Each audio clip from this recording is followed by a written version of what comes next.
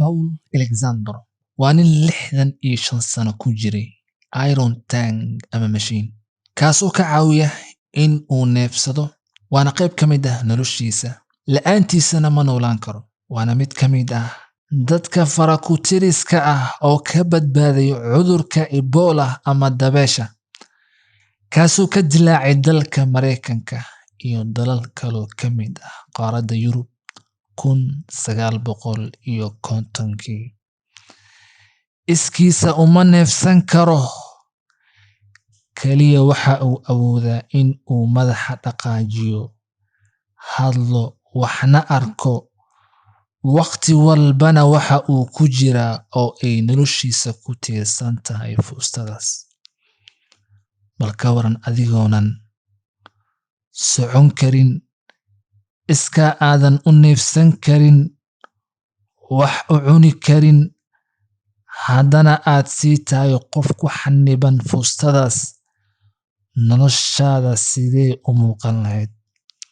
alxamdulillaah marxaladihii uu soo maray haddii aan isdul taagno waxaa hubaal ah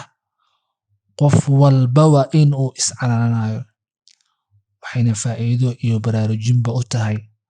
qof walba oo doonayo riyooyinkiisa in uu ka miro dhaliyo waxayna nagu baraarujini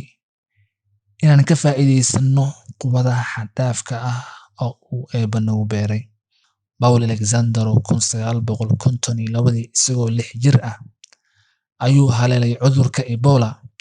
isbitaalka markii la dhigay dhakhaatiirta mid ka mid ah ayaa ku dhawaaqay inuu dhintay qoyskiisa sida aabihii iyo hooyadii iyaga oo ku jahawareersan isbitaalka daaradiisa ayaa waxaa dhacday dhakhtar wada oo leh waa nool yahay in uu kala soo degay mid ka mid ah jaraanjarta isbitaalka Paul marka wixii ka dambeeyay isbitaalka waxa uu ku jiray 18 bilood waxaa la dhex dhigay mashiinka neefta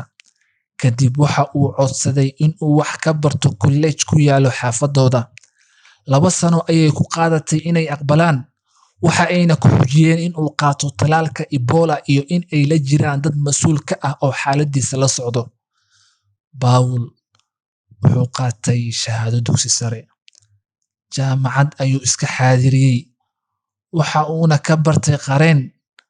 muddo ayuu qareen ahaa inta uu ku jiray marxaladii dhalinyaranimada Paul sida uu sheegay waa geeriyoodeen waalidkii qoyskooda waxaa ka soo haray hal wiil mararka qaar ka mid ah asxaabteeda waxay dhahaan waa dhiman anigoo weli nool markii ay ila kulmaan waxay dhahaan maxaad u dhiman weysay markaasaan dhahaa ilaahay ma rabo in aan dhinto ee waxa uu doonayaa idinka in aan tusaale idin noqdo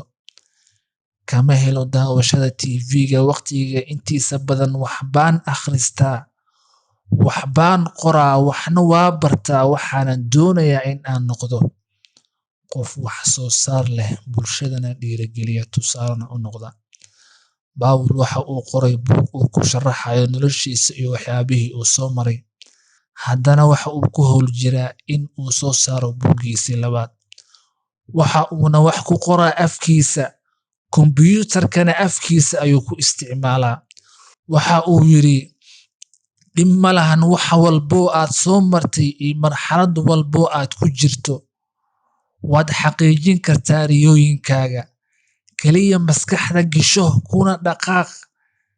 dadaal badanna ku bixi aniga riyadeeda waa in aan polio ka adkaado inta aysan iga adkaan polio